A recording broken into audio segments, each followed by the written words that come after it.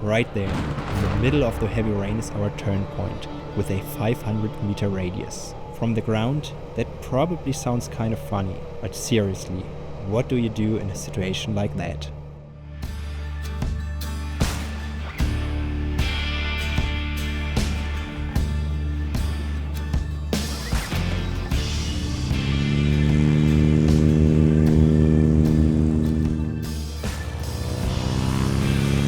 Oh man, I am so not feeling good today.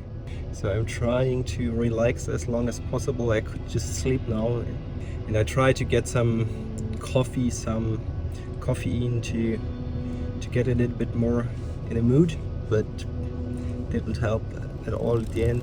The ear's okay, I would say now it feels okay, but of course I used every method to the nasal spray and so on. Let's hope that it will all work in the air. Simon said it's more a European German weather.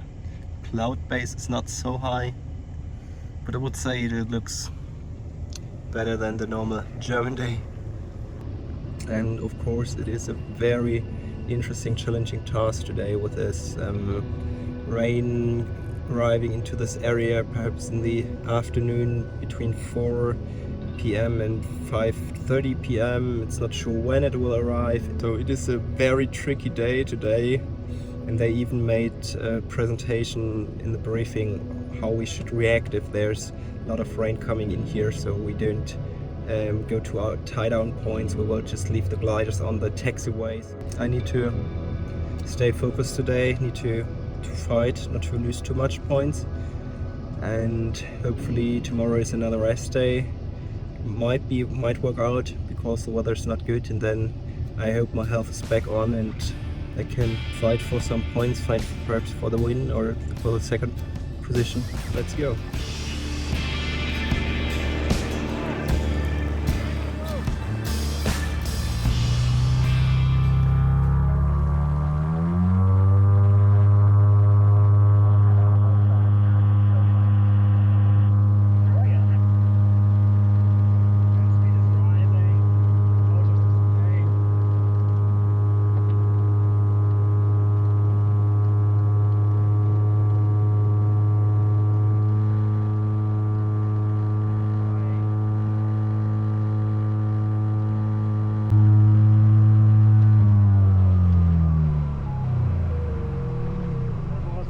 Quick launch. Ears are okay up to now.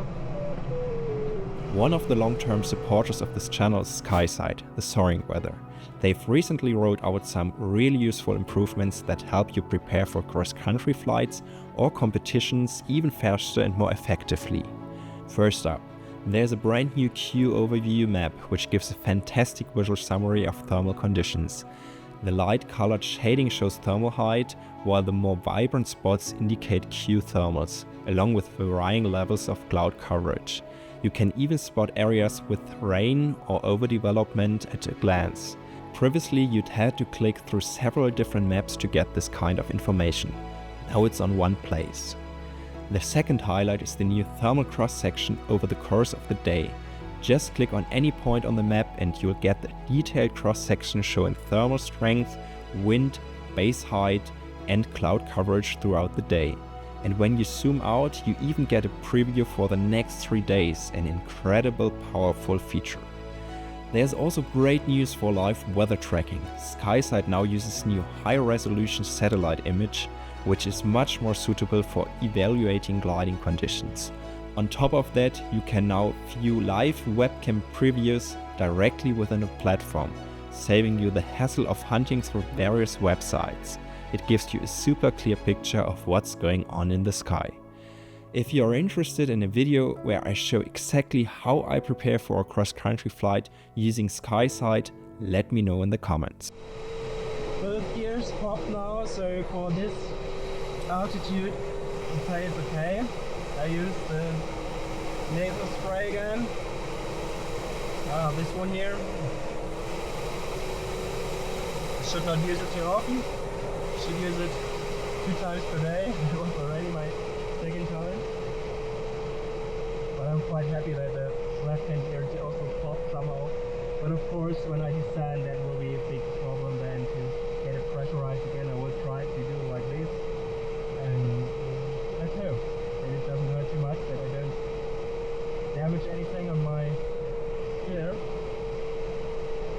But yeah, 21 minutes left until the start line opens. Conditions are also already. And Simon should be here a little bit ahead of me. Sweat a little bit. Temperatures are better than the last days. Since the weather window at the end of the day could make the flight home difficult due to overdevelopments and rain showers, we once again opted for a reasonably early departure. The flow was good, but we were also aware that some of our competitors were performing well on the first two legs. That of course increases the pressure. At this point, I was a bit higher than Simon and made the decision to continue in a way that kept the risk manageable. In the final sector there were spreadouts and the wind was coming from the east, which made the return from the west more challenging. I decided to fly through the central part of the sector, as the sun was breaking through more from the east and the flight home seemed more manageable. However, the western option Simon took also looked promising. At the end of the day, I finished in second place with an average speed of 155 km an hour, just behind Christoph Abadi, who won the day. Simon placed fifth for the day with an average speed 2 km per hour slower than mine. After crossing the finish line, the pilot's tension drops, but that's exactly when the hustle starts for the ground crew. With so many gliders landing, it's crucial to clear the runway as quickly as possible and make sure nothing gets damaged in the process. It was very windy and dusty, and of course the glider has to be thoroughly cleaned and prepped for the next competition day. But for now, it's not just the Ace-33's batteries that need recharging. I seriously need to recharge my own too. Day 9 already. In the background you can see the problem of today. That's exactly where we have our first area for the 3-hour assigned area task.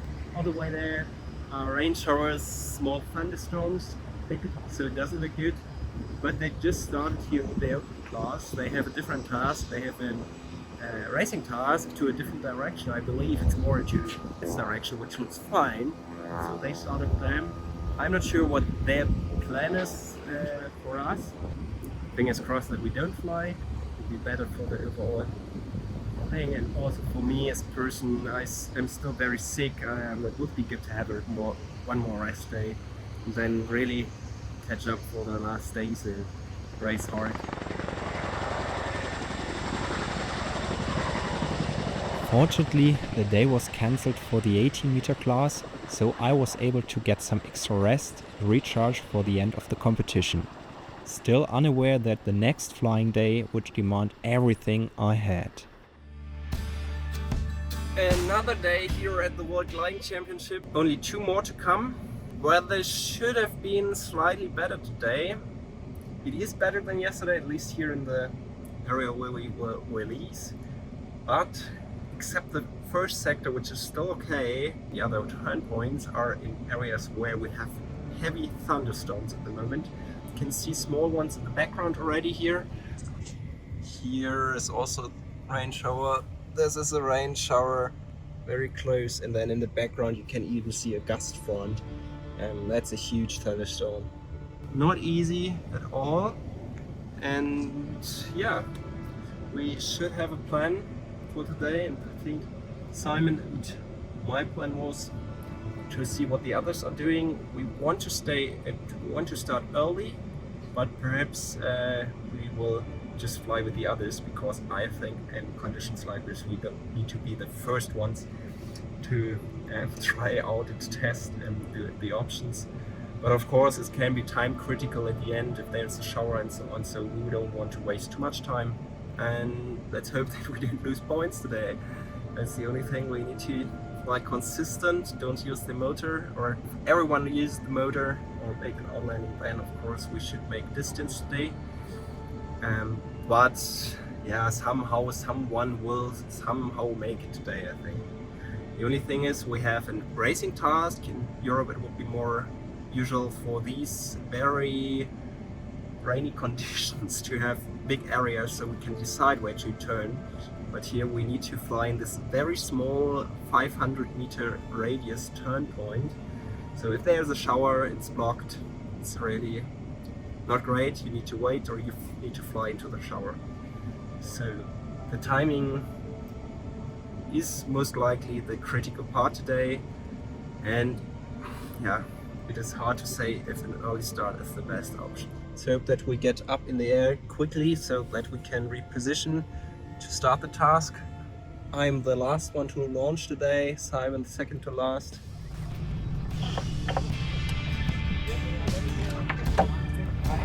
Yeah. And now slowly.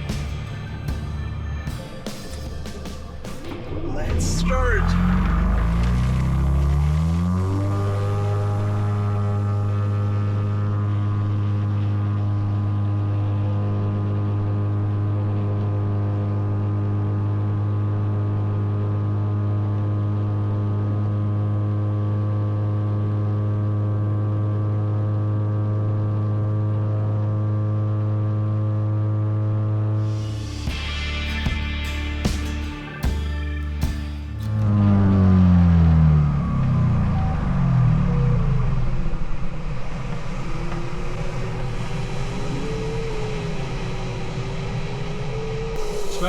%, and I forgot to retract the landing gear. So some additional drag. Looks interesting, and our start line is here 9 kilometers into this direction, and there's already the first rain shower. Of course in the background it looks even worse.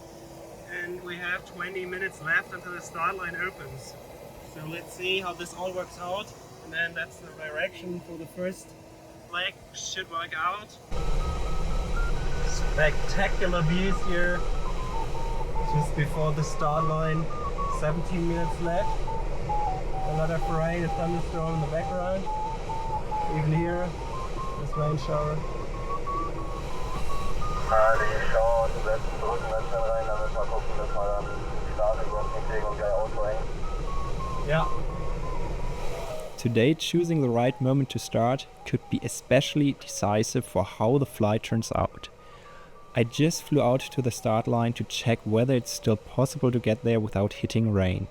It is, but there's no lift out there, so I returned to the previous town. You can clearly feel the tension among the other pilots in the gaggle as well. It gets really dangerous when so many gliders are stacked just below the cloud base, some using air brakes or flying wide circles to climb only partially in weak thermals. On days like this, a start procedure like the one we use in Germany with the maximum start altitude and speed limit would be a major safety improvement. Impatience spread through the gaggle, and in the end, most pilots crossed the line more or less together. The tension was gone, and from the point on, it was all about making the best of it. I found myself completely back in the flow, and of course, it's an incredible feeling to dance with the forces of nature like that.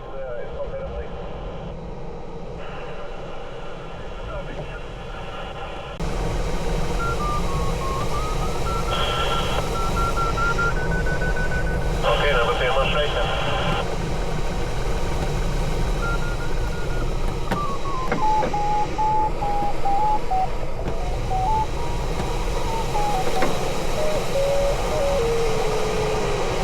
Under normal circumstances, you probably wouldn't choose to fly cross-country tasks in weather like this. But this is a world championship, and refusing to fly could be disastrous for the overall ranking. Sure, the organizers are legally covered by their liability waivers, but at the end of the day, they carry a huge responsibility for both the pilots and the equipment. Yeah, it looks really interesting there. Our turnpoint is there in the rain. We made it make a detour around it and hope that the rain will disappear soon.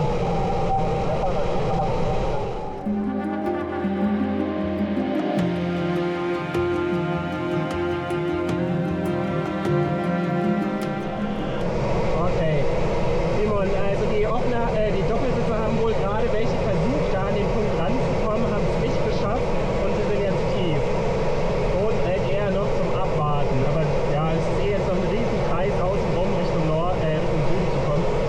day like this, good communication is essential. Our ground crew constantly monitors the live tracking and the latest radar images. On top of that, we have our two-seater team, which started earlier and is already on their second leg, passing the exact same turn point that we have as our first. This gives us the chance to get real-time updates via radio on what's happening ahead of us. But things are not looking great. What a scenery.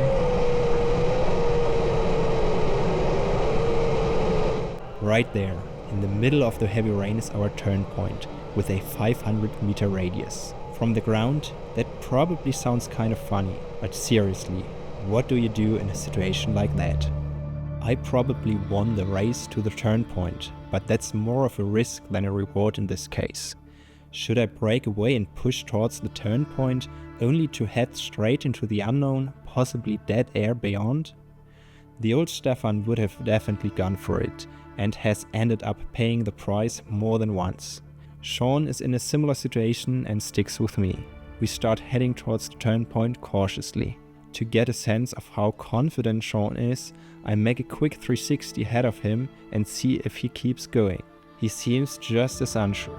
At this point, the weather towards the second turn point is becoming clearer, and it really doesn't look promising.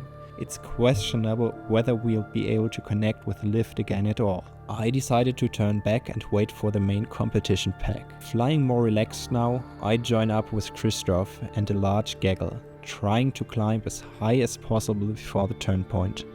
Patience is key. Meanwhile, Simon and Sean are already heading for the turn point a bit earlier. Let's see how that plays out. Yeah, this was the waypoint, which was impossible. Now it was possible to fly there, but the way back home was blocked by a lot of thunderstorms, rain showers, low-level clouds and so on, so no chance to fly the way back. I still think a very early try could have been okay, could have been a chance. And now we somehow need to fly as far as possible, and I'm still completely ballasted, so I should get rid of this soon. Okay, dann wegen höher noch abgeschoben, Stefan. Wir gleiten jetzt sehr weit, versuchen irgendwie an die Entwicklung ranzukommen, aber wahrscheinlich ist das dann zu tief. Hast du schon gezündet? Ich zünde jetzt. Nee, ich zünde hier. Welcher Kilometer? Oh, warte mal. 100 auf Uvalde. We were at 1,700 meters, very close to the first turn point, and started to glide, hoping to reconnect with some usable lift. Simon and Sean found only weak, low thermals and are now climbing with the engine. I believe these clouds here and they are just working. I think the best chance to be as far off as possible, where we had a lot of sun already. So perhaps this wispy there, but it's already in the shadow again. Stupid to fly a task today. Well, we expected exactly this, and then we flew in a racing task, which is even worse.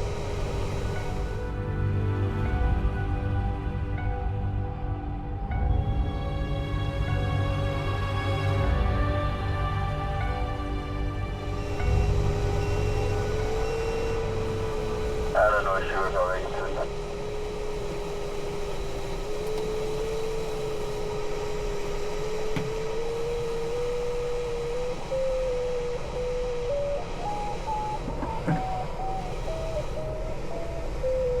We actually managed to find a weak thermal here, but honestly, pretty dumb of me. I've barely dumped any water yet, and now, stuck in the gaggle, there's no way to do that without annoying the other pilots around.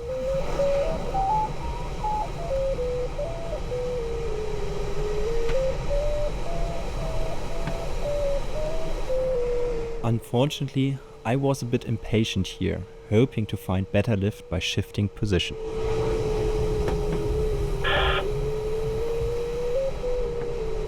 Bringt uns halt absolut nicht weiter, wir steigen nicht, aber keiner will vorfliegen.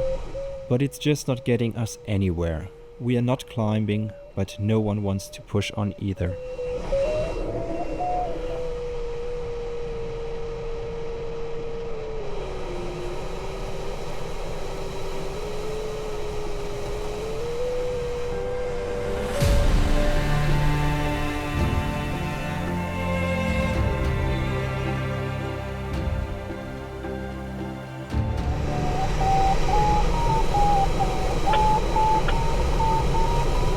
The thermal with around 0.8 meters per second actually wasn't that bad, but it died off again at just 800 meters above ground level.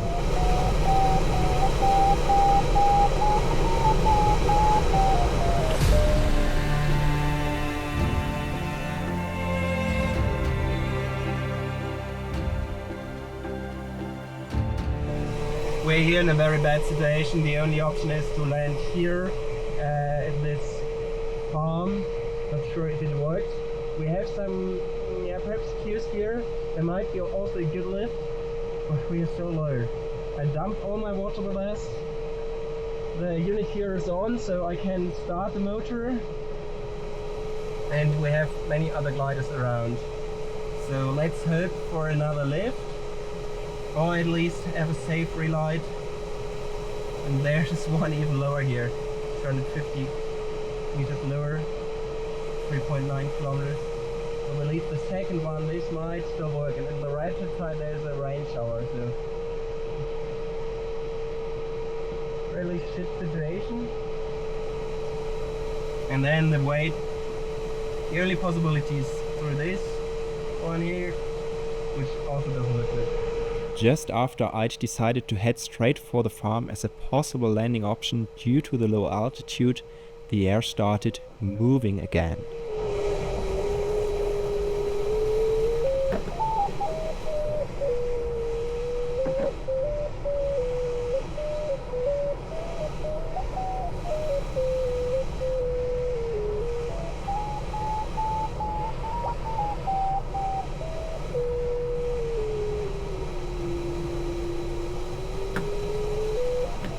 I would have never had the confidence to circle here with an old tech barometer, since they are so sensitive to horizontal gusts. But the Laris Vario was right.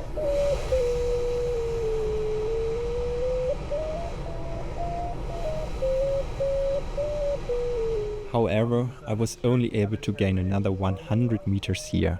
There just wasn't enough sunlight hitting the ground, and the air mass was simply poor.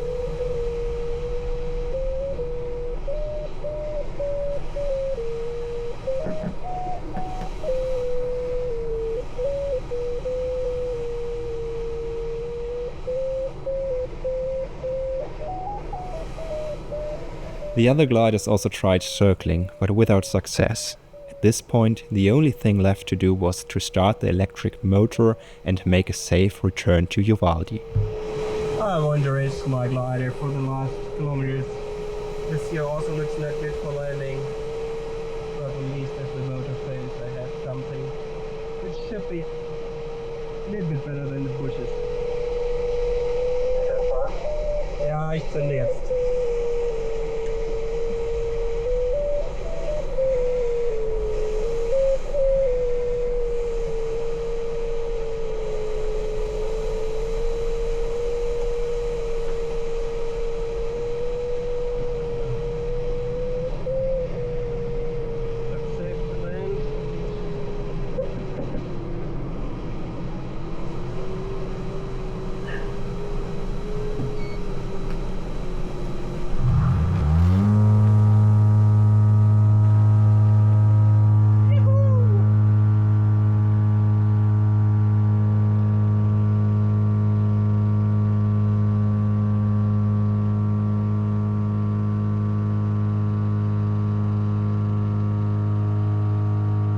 Deploying and starting the electric motor worked flawlessly, just as expected. I immediately reduced the power to around 27 kilowatts to make the climb as efficient as possible. With about 100 kilometers left to Uvalde, the battery capacity might just be enough. Now comes the next challenge. Okay, I think I would make it with the battery capacity left, but but I will fly to this cloud, thermal a few meters, and then I have to go back up. Now it is time to eat.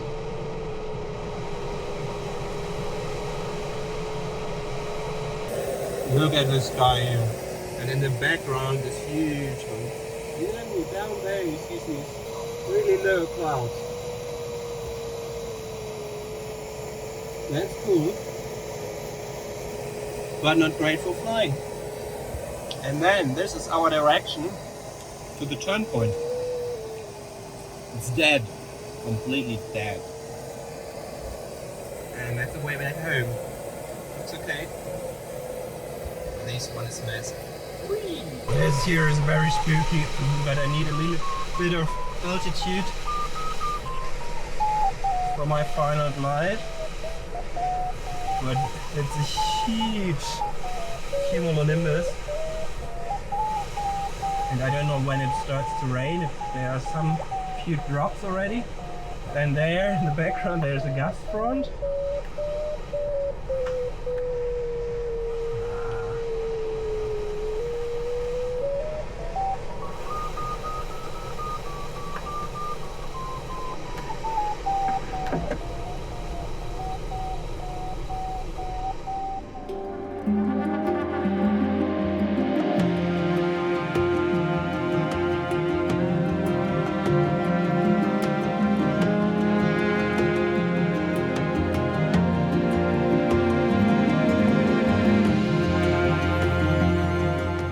Some sightseeing here, not sure what it is exactly, but my brother told me that here is some continental test track for tigers. And here we have a nice view, and perhaps we get some meters. Because I found out the Turnpoint, but it doesn't include an altitude, so it was quite a narrow margin for the final glide, so we need some more meters. Get down and lock. Nice break on downwind for the taxiway. Fleet wind.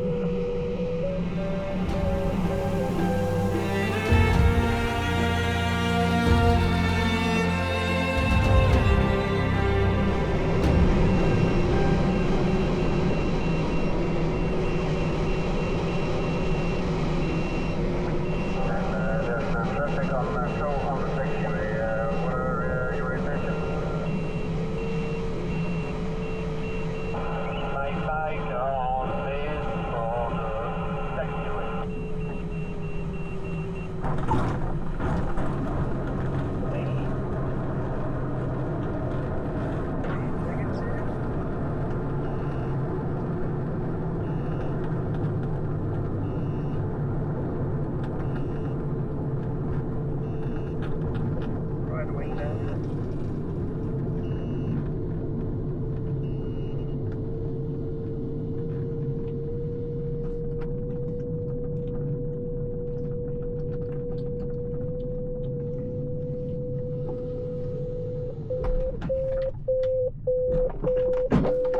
Perfect.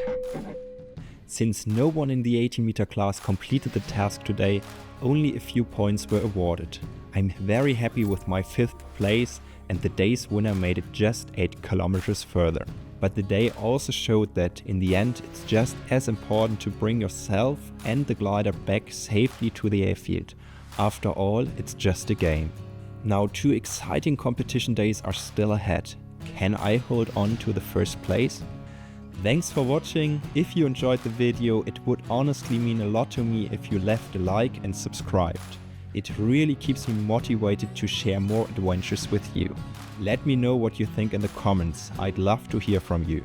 See you in the next one.